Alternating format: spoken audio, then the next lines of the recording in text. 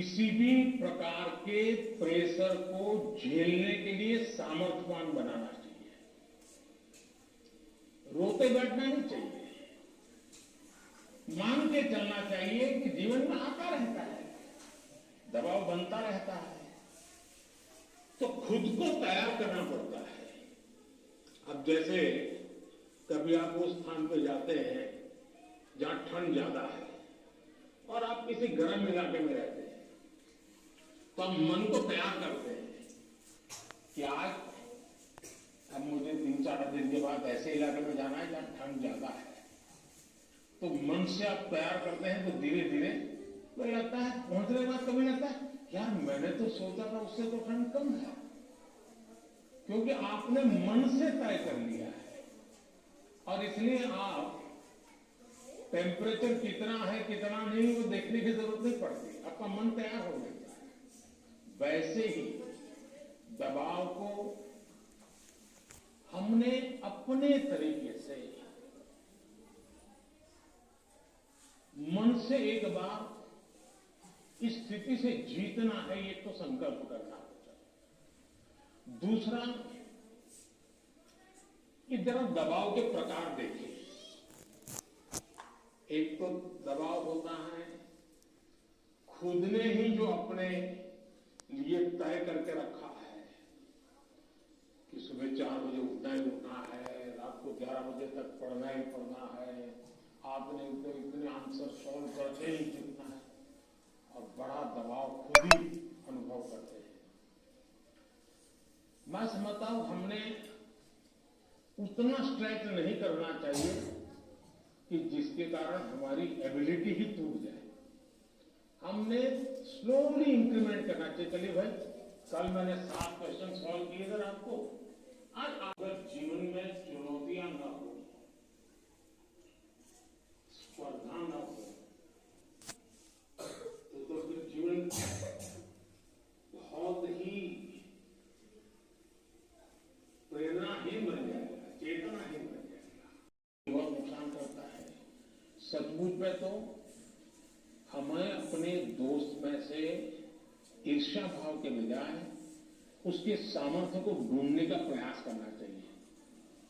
उसके अंदर अगर मैथमेटिक्स में एक्सपर्टाइज है, मेरी कम है, मेरे टीचर से ज्यादा अगर मेरा दोस्त मुझे मैथमेटिक्स में मदद करेगा तो वो मेरी साइकी समझ करके करेगा, और हो सकता है मैं भी उसी की तरह मैथमेटिक्स में आगे जाऊंगा। वो अगर लैंग्वेज में वीक है और मैं लैंग्वेज में मजबूत हूं, मैं अगर लैंग्वेज में उसकी मदद करता हूं, तो हम दोनों को एक दूसरे की ताकत जोड़ेगी और हम अधिक सामर्थ्यवान बनेंगे। संगीत में वो सामर्थ्य है।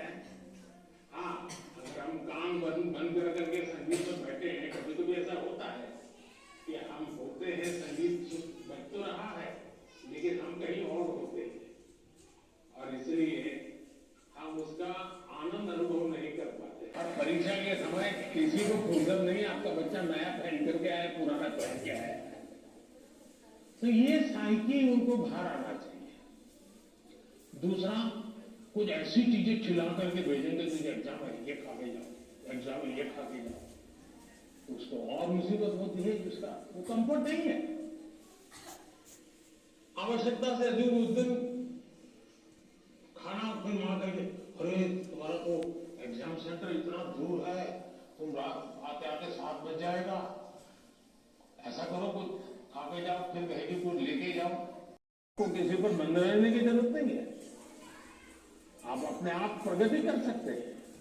और इसलिए अब शिक्षा में भी बहुत से, आज मैं भी एग्जीबिशन देख रहा था, मैं देख रहा था कि बच्चों की प्रतिभा जिस प्रकार से प्रकट हुई है, प्रभाव करने वाली है। सरकार का आईएनबी मिनिस्ट्री सरकार की योजनाओं को कम्युनिकेट करने के लिए जो करे, उससे ज्यादा मैंने देखा इन बच्चों ने बहुत अच्छा किया है। नारी शक्ति का महत्व इतने बढ़िया तरीके से रखा है, मुझ पर से भरोसा उठ गया। ये किसी भी हालत में हमारे आचरण से, हमारे परिवार के, हमारे टीचर का हम पे भरोसा उठना नहीं चाहिए। हमसे कुछ नहीं हुआ तो कहना चाहिए। दूसरा, मुझे लगता है कि परिवार में एक प्रयोग कर सकते हैं। मान लीजिए आपका बेटे या बेटी के 5 दोस्त हैं, तय कीजिए और हौसला होगा जरूर, इस तरह इत बढ़ते रहे तो देखना तुम एक दिन, तय समंदर तक कम फासला होगा जरूर, तय समंदर तक कम फासला होगा जरूर। आप लोगों ने देखा होगा कि ये बच्चे भी जिस प्रकार से एंकरिंग कर रहे हैं, आप भी अपने स्कूल कॉलेज में सब कर सकते हैं, तो उनसे जरूर सीखिएगा।